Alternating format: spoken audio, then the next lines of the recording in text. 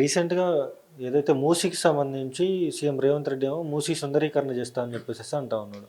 మీరు దీనికి సంబంధించి ఏదో కోర్ట్‌లో ఏశారు అని చెప్పేసేసి పెద్ద జాతీయ మానవ హక్కుల కమిషన్లో వేయడం జరిగింది. ఒక హెరిటేజ్ సంస్థ మన పక్క రాష్ట్రం సీఎం గారికి చెందిన వాళ్ళ ఫ్యామిలీ మెంబర్స్కు చెందిన సంస్థ హెరిటేజ్ అనే సంస్థ స్కిమ్డ్ వే ఏదైతుంటుందో, మనం స్కిమ్డ్ వే అంటే ఏంది, మనం పెరుగు ఉంటుంది కదా, పెరుగులో నీళ్ళు వస్తాయి కదా, అది దాన్ని స్కిమ్డ్ వే అంటారు. దానిలో ప్రోటీన్ శాతం కావచ్చు, వేరే న్యూట్రియంట్ శాతాలు కావచ్చు చాలా ఎక్కువ ఉంటాయి.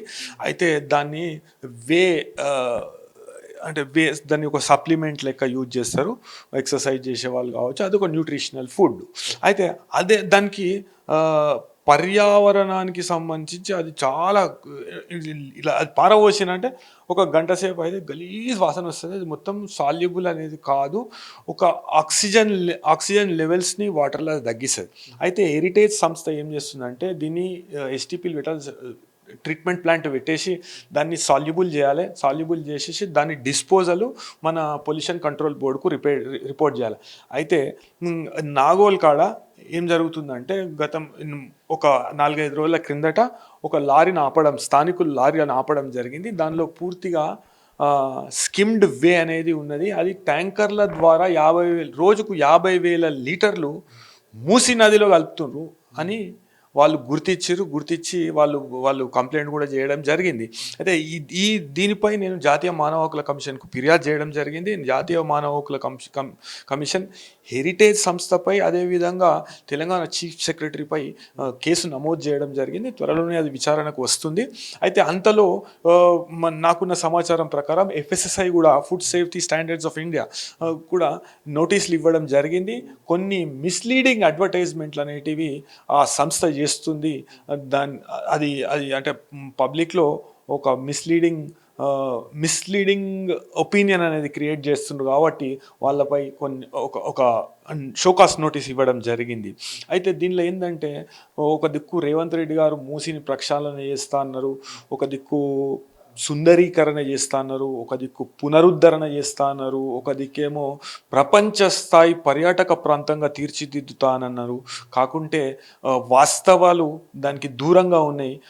పక్క రాష్ట్రం సీఎం వచ్చేసేమో ఈడ మొత్తం ఇట్లా పడితే అట్లా స్కిమ్డ్ వే పారవోస్తాడు. పూర్తి శాతం జలచరాలు, చేపలు కావచ్చు, లేకుంటే ఆడ ఉన్న వెజిటేషన్ కావచ్చు, పూర్తి స్థాయిలో హాని కలిగించే విధంగా, పర్యావరణానికి హాని కలిగించే విధంగా చట్టాలకు అతీతుడా పక్క రాష్ట్రం సీఎం అయితే చట్టాలకు అతీతుడా? దీని మీద చర్యలు ఎందుకు తీసుకుంటలేదు? తెలంగాణ పొల్యూషన్ కంట్రోల్ బోర్డు దీని మీద ఇప్పటిదాకా ఒక ప్రకటన కూడా విడుదల చేయలేదు. వాస్తవానికి ఆ ట్యాంకర్లను ఆపడం జరిగింది, స్థానికులు ఆపడం జరిగింది.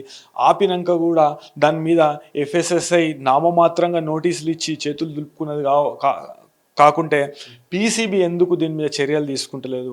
దీని మీద సంబంధిత అధికారులు పూర్తి స్థాయిలో చర్యలు తీసుకునే విధంగా ఆదేశాలు ఇవ్వాలి, డైరెక్షన్స్ ఇవ్వాలి, అదేవిధంగా రికమెండేషన్స్ చేయాలి. ఇక ముందట ఈ పూర్తి స్థాయి ప్రాకృతిక విధ్వంసం అనేది ఆపాలనేది నేను జాతీయ మానవ హక్కుల కమిషన్ను కోరడం జరిగింది.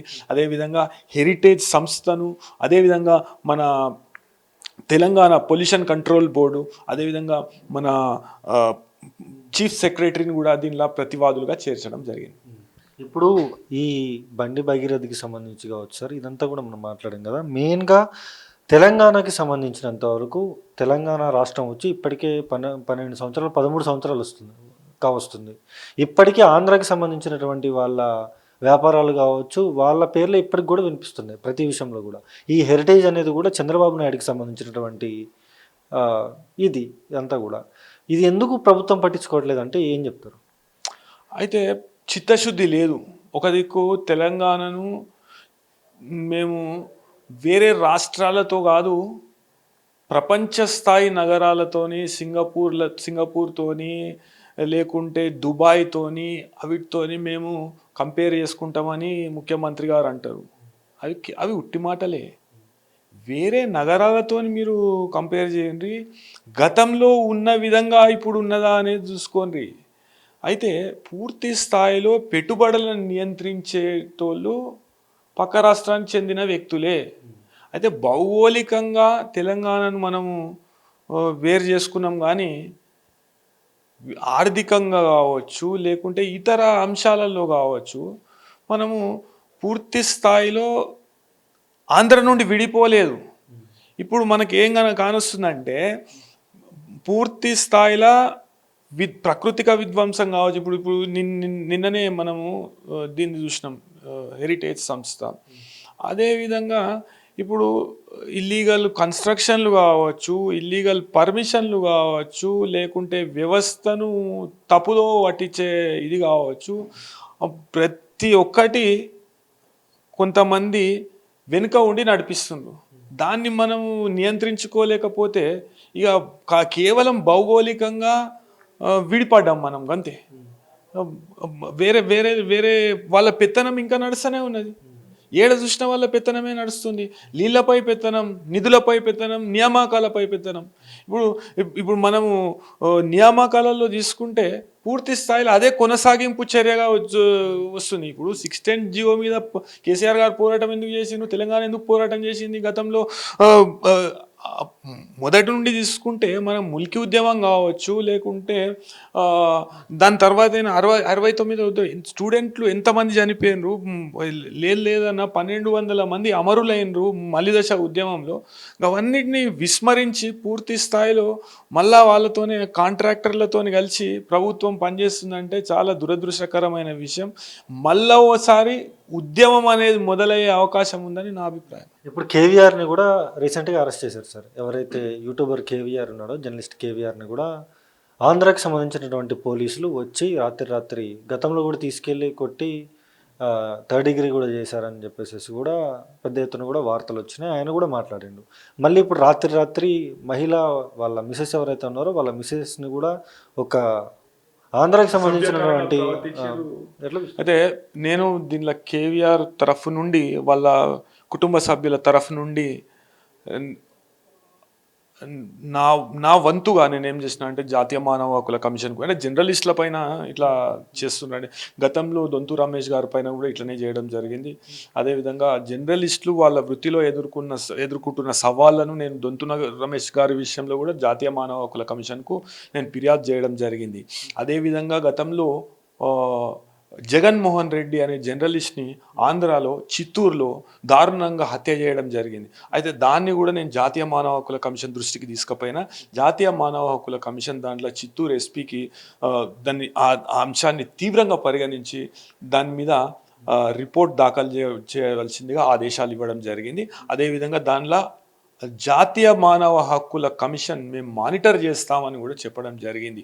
ఆ హత్య కేసులో నేర పరిశోధన కావచ్చు, లేకుంటే దర్యాప్తు కావచ్చు, మేము మానిటర్ చేస్తామని చెప్పడం జరిగింది. అదేవిధంగా కొనసాగింపుగా మొత్తం ఈ 3 కేసులలో కూడా ఆంధ్రకు సంబంధించిన పోలీసు ఎటువంటి చట్టంలో ఉన్న అంశాలను పక్కన పెడుతూ ఒక రాజకీయ పార్టీకి ఏజెంట్ల లెక్క వ్యవహరిస్తూ, ఒక రాజకీయ పార్టీ ప్రైవేట్ సైన్యం లెక్క వ్యవహరిస్తూ ఎట్లయితే తెలంగాణలో ఉన్న జర్నలిస్టులను ఇబ్బంది పెడుతుండ్రో ఇది మానుకోమని నేను హెచ్చరిస్తున్నా. కేవీఆర్ విషయంలో కూడా నేను జాతీయ మానవ హక్కుల కమిషన్ను ఆశ్రయించడం జరిగింది. ఏ విధంగానైతే అసభ్యకరంగా కేవీఆర్ గారి సతీమణితో ప్రవర్తించిండ్రో, ఒక తెలంగాణ ఆడిబిడ్డ తో అసభ్యంగా ప్రవర్తించిండ్రో, ఇది 0 ఎఫ్ఐఆర్ చేస్తారా అండి? ఆమె పైన 0 ఎఫ్ఐఆర్ చేసి ఇడికి పంపిస్తారా? ఆమె పోయి పోలీస్ కంప్లైంట్ ఇస్తే 0 ఎఫ్ఐఆర్ చేసి అదే పోలీస్ స్టేషన్కు ఆంధ్ర నుండి పంపిస్తారా? అది ఎంత దారుణం అది. అయితే ఈ చర్యలు మానుకోకపోతే తీవ్ర స్థాయిలో కోర్టు నుండి కావచ్చు, జాతీయ మానవ హక్కుల కమిషన్ నుండి కావచ్చు, తీవ్ర స్థాయిలో వాళ్ళపై చర్యలు ఉంటాయి అని హెచ్చరిస్తున్నాను. ఆంధ్ర పోలీస్ జాగ్రత్త. ఈ విధంగా మీరు ఎట్లా పడితే అట్లా ఏది పడితే అది కేసులు, అధికారం ఉన్నది కదా అని ఎవరి మీద పడితే వాళ్ళ మీద పడితే తెలంగాణ ఒక పోరుగడ్డ. తప్పకుండా మీకు ఒక గుణపాఠం అనేది చెప్తాము. 100కు 100% ఏ విధంగానైతే గతంలో కూడా, అంటే ఒక కేసు కాకుండా ఇంకో కేసు, ఇంకో కేసు కాకుండా ఇంటి కేసు, ఎట్లా పడితే ఎట్లా పెడితే 100కు 100% న్యాయస్థానాలను ఆశ్రయిస్తాము. జాతీయ మానవ హక్కుల కమిషన్ ఆశ్రయించడం, జర్నలిస్టులకు ఒక ప్రత్యేక చట్టం, రక్షణ చట్టం తీసుకురావాలని నేను జాతీయ మానవ హక్కుల కమిషన్కు నివేదించడం జరిగింది. అదేవిధంగా రికమెండేషన్ చేయాలి, ప్రభుత్వానికి రికమెండేషన్ చేయాలి. ఏ విధంగానైతే గతంలో కొన్ని కేసెస్లో జర్నలిస్టుల హత్య చేస్తే రికమెండేషన్ చేసిందో అదేవిధంగా ఒక ప్రత్యేక చట్టం పూర్తి స్థాయిలో భారతదేశ వ్యాప్తంగా ఒక చట్టం జర్నలిస్టులకు రక్షణ చట్టం అనేది ఏర్పాటు చేయాలని నేను కోరడం జరిగింది. ఇది త్వరలో విచారణకు రాబోతుంది. అది చూస్తున్నాం కదా, ఖచ్చితంగా కూడా మళ్ళీ ఉద్యమం మొదలయ్యేటట్టు ఉంది అంటూ కూడా హైకోర్టు సీనియర్ అడ్వకేట్ రామారావు గారు అయితే చెప్తున్న పరిస్థితి ఇక్కడ ఉంది. ఇది ఇక్కడ ఉన్న సిచ్యువేషన్. వీడియో జర్నలిస్ట్ శశికాంత్తో సన్నీ మైక్ టీవీ, హైదరాబాద్.